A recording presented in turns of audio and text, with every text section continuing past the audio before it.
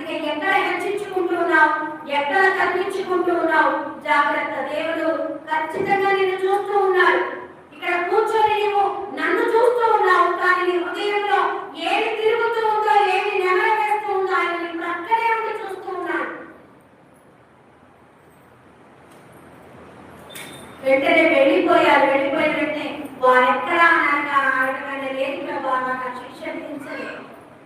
అక్కడ ఉన్నటువంటి పెద్దలు చిన్నవారు మారారు, మరి శాస్త్రుల పరిచయాలు మాత్రము మారకుండా ఇంకా అనేక రకాలుగా యేసుక్రీస్తు వారిని శోధిస్తూనే ఉన్నారు చనిపోయేంత వరకు.